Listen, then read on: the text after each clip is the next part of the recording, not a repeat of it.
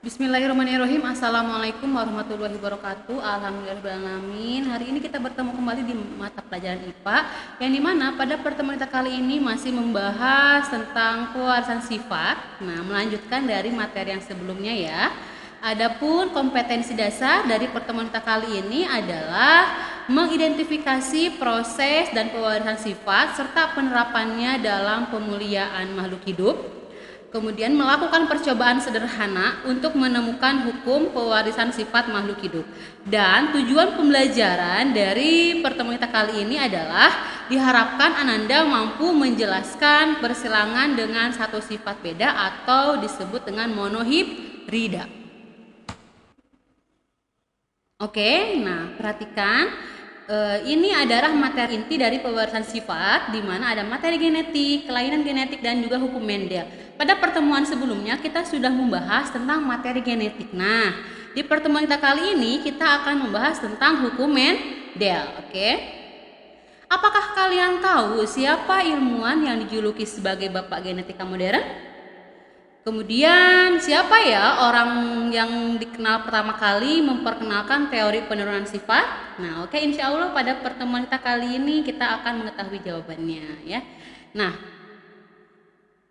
Gregor Johann Mendel ini adalah seorang ahli biologi yang berasal dari Austria, yang dimana Gregor Johann Mendel ini melakukan penelitian dan juga memperkenalkan teori pewarisan sifat, yang dimana karena teori tersebut dikenallah dengan hukum Mendel gitu ya. Dan karena penemuannya mengenai hukum pewarisan sifat, si Gregor Johann Mendel ini dijuluki sebagai Bapak Genetika. Gregor Johann Mendel melakukan penelitian tentang pola pewarisan sifat pada tumbuhan kacang ercis yang mempunyai nama ilmiah Physarum sativum.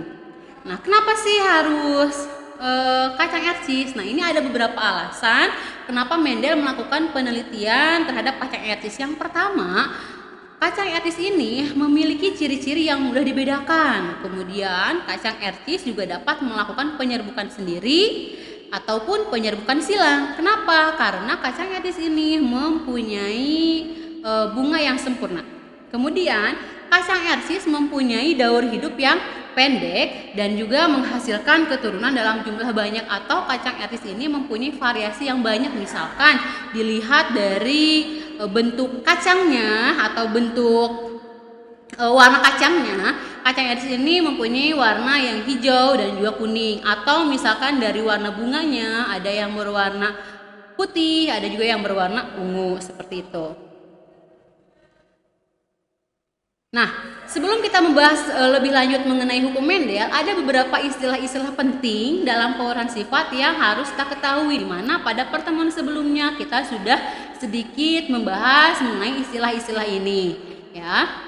Nah, kita pada pertemuan sebelumnya kita sudah membahas bahwa gen itu diwariskan dari orang tua ke anaknya atau dari induk ke anaknya, di mana gen ini dia berada di dalam kromosom dan kromosom ada pada inti sel.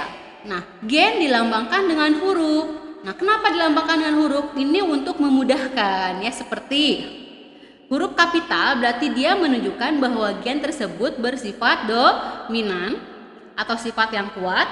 Kemudian huruf yang kecil berarti menunjukkan bahwa gen ini bersifat resesif atau sifat yang lemah. Nah, contohnya misalkan ada tumbuhan katakanlah mempunyai gen warna ungu dan dia itu disimbolkan dengan huruf kapital U. Nah, berarti dia sifatnya dominan karena ditulis dengan huruf kapital. Atau misalkan gen warna putih ditulis dengan huruf kecil U kecil. Nah, berarti ini menunjukkan bahwa gen itu bersifat resesif atau sifat yang lemah. Oke, nah ketika sifat yang dominan dan resesif ini bertemu, maka yang akan muncul adalah sifat yang dominan. Karena sifat yang dominan ini bersifat kuat, jadi sifat yang lemah ini dia akan tertutup, dan yang muncul ini adalah sifat yang dominan. Oke. Nah, kemudian istilah lain itu ada alel, di mana alel ini adalah pasangan gen atau sifat yang dinyatakan dalam huruf kapital atau huruf kecil. Contoh dalam di sini itu ada U besar dan U kecil. Nah, ini disebut dengan alel. Oke. Nah, istilah selanjutnya di sini ada genotif, di mana genotif ini adalah sifat pembawa keturunan yang tak nampak. Oke. Nah, di mana setiap sifat ini memiliki genotif yang terdiri dari 2 huruf atau alelnya itu sepasang. Contohnya misalkan ada tumbuhan yang mempunyai genotif U besar.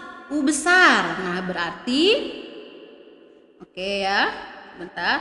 Nah, berarti si genotif U besar ini membawa sifat warna ungu. Nah, berarti dia itu mempunyai alel yang sama, yaitu homozigot dominan. Atau misalkan suatu tumbuhan mempunyai genotifnya itu U besar dan U kecil, maka bisa jadi itu hasilnya ya. Atau bisa jadi nih, ada U besar, kemudian genotifnya ada U kecil. Nah, di mana U kecil ini sifatnya dia resesif ya, homozigot resesif warna putih. Nah, hasil persilangan dari genotif U besar dan U kecil itu akan menghasilkan genotif U besar U kecil yang berwarna ungu. Nah, di sini terlihat bahwa alelnya berbeda, yaitu terdiri dari U besar dan U kecil. Nah, di sini alelnya berbeda, sifatnya genotif heterozigot. Kenapa berwarna ungu? Karena warna ungu ini sifatnya dominan terhadap warna putih. Jadi warna putih ini akan tertutup oleh bunga yang warna ungu yang sifatnya dominan seperti itu. Nah, jadi dari contoh ini didapatkanlah fenotip, yaitu warna ungu dan warna putih. Sedangkan genotifnya di sini ada U besar, ada U besar, U kecil, dan U kecil. Oke, di mana fenotip ini adalah sifat yang nampak. Nah, pada contoh ini dilihat dari warna bunganya, ada warna putih, ada warna ungu. Nah, itu adalah fenotip. Nah, kemudian istilah lain ini ada parental atau disingkat dengan P, ini adalah induk, dan filial F ini adalah keturunan di mana hasil perkawinan antara gamet jantan dan gamet betina. Sedangkan gamet ini adalah simbol gen yang dibawa. Jadi sel kelamin yang membawa setengah sel induknya itu adalah gamet. Oke.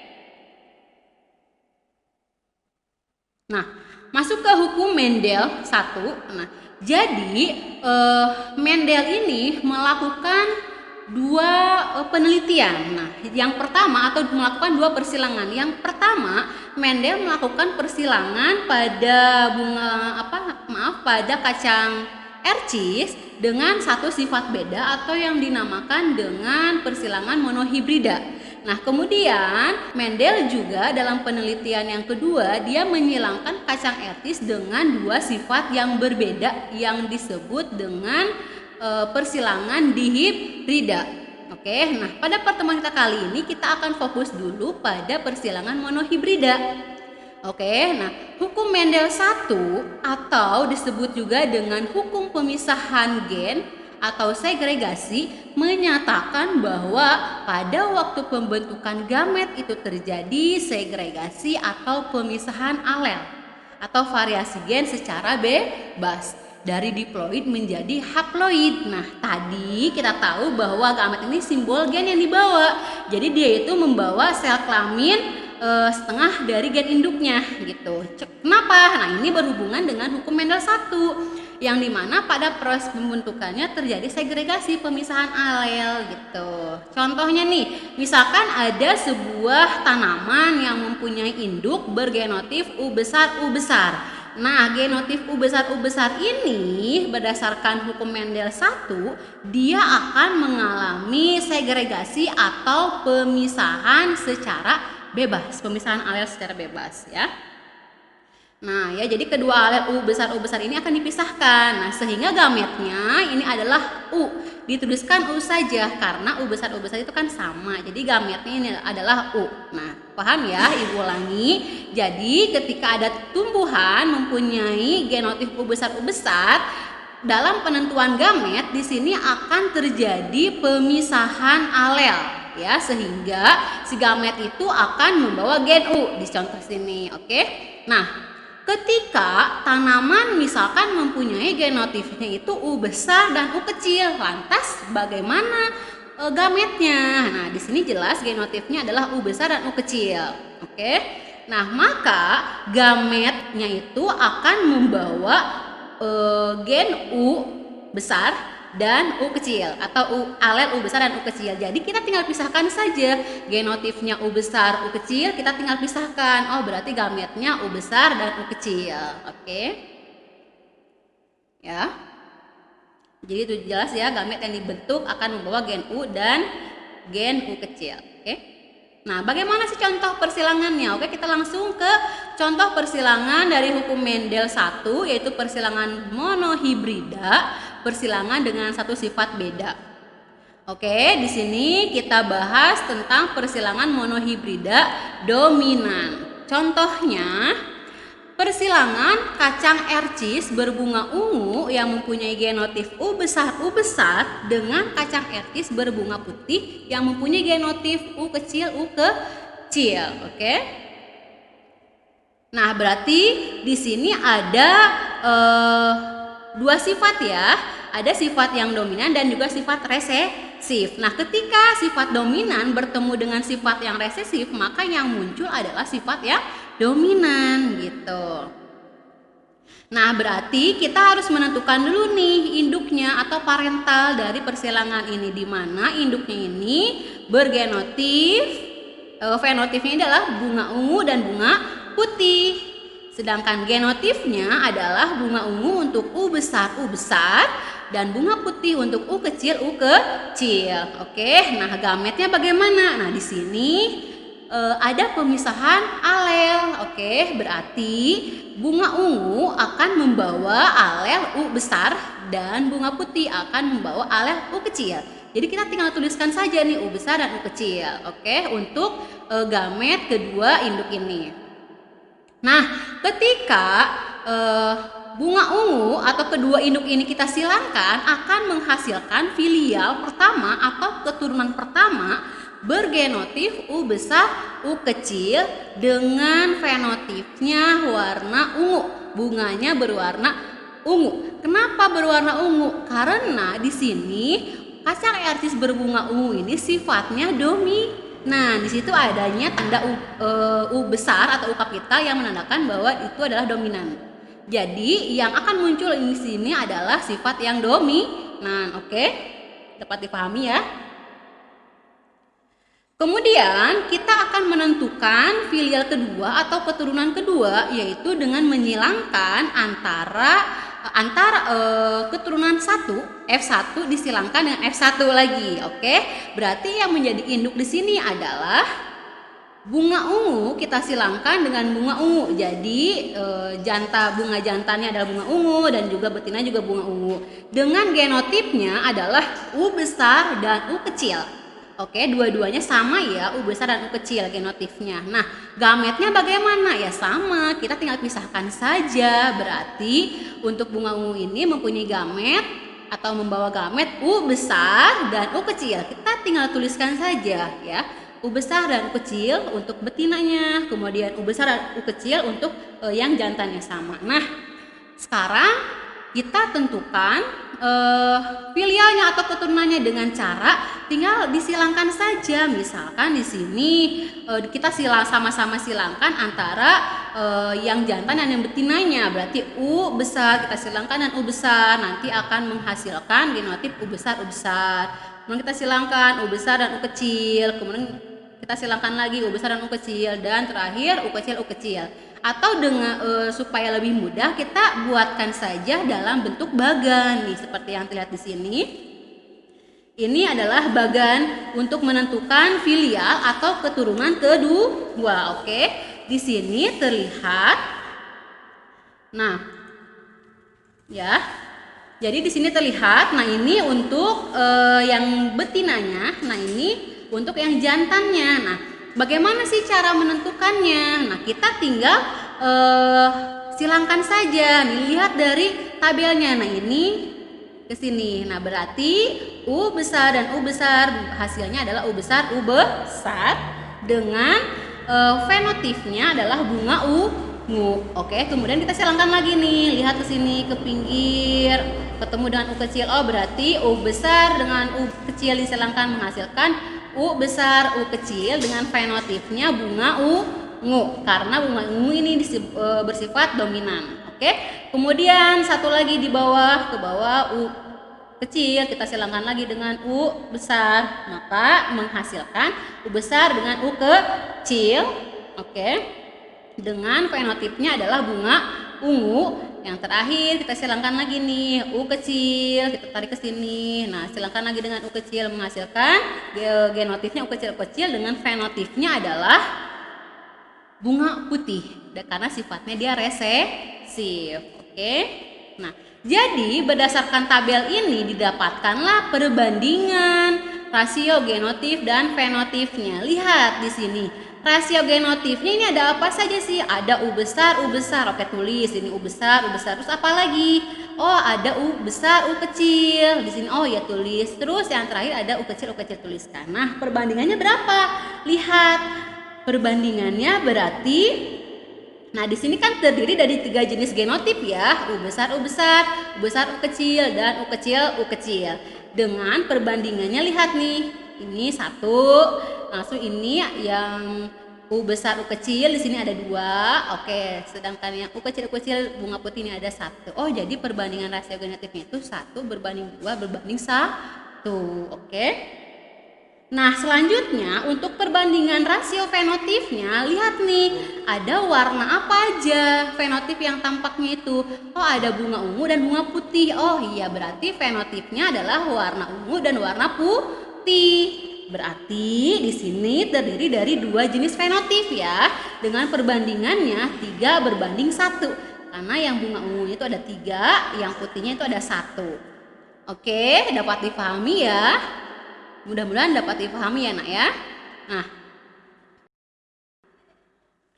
Nah, selanjutnya kita bahas contoh hukum Mendel 1 dalam persilangan monohibrida yang intermediate. Maksudnya bagaimana nih intermediate? Nah, jadi persilangan monohibrida intermediate ini adalah persilangan antara gen dominan dan gen resesif yang pada nantinya akan dihasilkan sifat yang baru atau sifat antara. Jadi maksudnya ketika gen dominan bertemu dengan gen resesif, maka dalam filialnya itu atau dalam keturunannya itu akan dihasilkan sifat yang baru, sifat antara atau sifat pencampuran dari dominan dan resesifnya. Misalkan kita menyilangkan bunga warna merah dengan warna putih. Nah, pada keturunannya itu akan menghasilkan warna campuran antara warna putih dan warna merah, yaitu warna pink gitu, ya. Nah, contohnya nih, misalkan kita akan menyilangkan bunga berwarna merah dan bunga berwarna putih. Nah, berarti yang menjadi induknya di sini adalah bunga warna merah dan bunga warna putih untuk fenotipnya ya. Dan untuk genotipnya ini adalah M besar dan M kecil untuk bunga putih. Berarti bunga merah di sini sifatnya dominan dan bunga putih di sini sifatnya resesif. Bagaimana penentuan gametnya? Sama seperti yang sebelumnya tadi. Berarti bunga merah yang dominan ini akan membawa alel atau akan membawa gen M besar. Ini tinggal tuliskan saja, kita turunkan saja. Ya, karena M besar itu sama, jadi kita tuliskan saja M besar 1. Oke, terus bunga putih juga M kecil kita tuliskan gametnya berarti M kecil. Oke, berarti nah untuk menentukan filialnya atau keturunannya kita tinggal silangkan saja. Berarti filialnya itu adalah M besar, M kecil. Nah, warnanya apa? Nah, disinilah disebut dengan intermediate. Jadi di sini dihasilkan sifat antara dari kedua induknya. Jadi dihasilkanlah genotip M besar M kecil dengan fenotipnya adalah bunga warna pink. Oke. Ya. Jadi pada monohibrida dominan itu kan tadi yang muncul itu kan sifat yang dominan. Nah, pada monohibrida intermediate ini yang muncul adalah sifat antara atau sifat campuran. Oke, dari keduanya. Nah, untuk menentukan parental kedua sama kita harus menyilangkan antara F1 dengan F1-nya, yang dimana tadi didapatkan F1 itu adalah bunga berwarna pink. Nah, kita silangkan lagi dengan bunga warna pink. Berarti genotifnya adalah M besar dengan M besar M kecil, kita silangkan dengan M besar M kecil. Nah, di sini ada pemisahan alel ya, berarti gametnya itu bunga pink ini membawa M besar dan M kecil. Untuk yang jantannya, untuk yang betinanya juga sama, M besar dan M kecil. Dari sini kita tinggal silangkan saja nih. Oke, untuk lebih mudahnya dalam penentuan filial atau keturunan itu dengan menggunakan tabel. Oke, ini untuk betina, ini untuk jantannya. Sama kayak yang tadi, kita silangkan saja M besar dan M besar akan menghasilkan genotif M besar dengan fenotipnya bunga warna merah. Kemudian M besar dan M kecil akan menghasilkan genotif M besar M kecil dengan fenotipnya bunga warna pink. Oke. Nah, kemudian di sini kita silangkan M kecil dan M besar menghasilkan genotif M besar M kecil dengan bunga warna pink. Pencampuran ya. Nah, kemudian yang terakhir M kecil kita silangkan dengan M kecil menghasilkan genotif M kecil dengan fenotipnya adalah bunga putih. Oke, nah berdasarkan tabel, nah kita dapatkan perbandingan rasio genotifnya. Di sini lihat ada M besar, kemudian ada M besar M kecil dan juga M kecil M kecil. Berarti di sini terdiri dari 3 jenis genotif ya. Dengan perbandingannya 1 berbanding 2 berbanding 1. Oke. Nah, sekarang perbandingan rasio fenotifnya lihat nih. Oh, ada warna merah, ada warna pink dan ada warna putih. Nah, dengan perbandingannya di sini terlihat berarti ada 3 jenis fenotip ya, merah, pink dan putih. Dengan perbandingannya merah itu 1, pink itu ada 2 dan putih ada 1. Jadi perbandingannya 1 banding 2 banding 1. Seperti itu. Dapat dipahami ya? Nah, kalau kita simpulkan nih, jadi terdapat 2 persilangan monohibrid, yaitu monohibrid dominan dan intermediate. Nah, perbedaannya adalah pada persilangan dominan pada persilangan monohibrid dominan, ketika gen dominan dan gen resesif ini bertemu maka sifat yang muncul ini adalah sifat yang dominan gitu. Nah, pada persilangan intermediate ketika gen dominan dan gen resesif ini bertemu, maka sifat yang muncul adalah sifat antara atau sifat pencampuran antara keduanya gitu. Kayak tadi merah disilangkan dengan putih akan menghasilkan sifat antaranya itu yaitu bunga warna pink seperti itu. Nah, perbedaan selanjutnya nih, pada persilangan dominan itu dihasilkan 2 fenotip. Sedangkan pada persilangan intermediate itu dihasilkan 3 fenotip seperti itu, ya. Oke, alhamdulillahirabbil untuk materi kita pada hukum Mendel 1 tentang persilangan monohibrid. Nah, alhamdulillah sudah selesai. Mudah-mudahan dapat dipahami dengan baik. Pada pertemuan selanjutnya kita akan membahas persilangan dihibrid, ya. Oke. Mudah-mudahan dapat dipahami dengan baik. Terima kasih atas perhatiannya. Wabillahi taufik wal hidayah. Wassalamualaikum warahmatullahi wabarakatuh.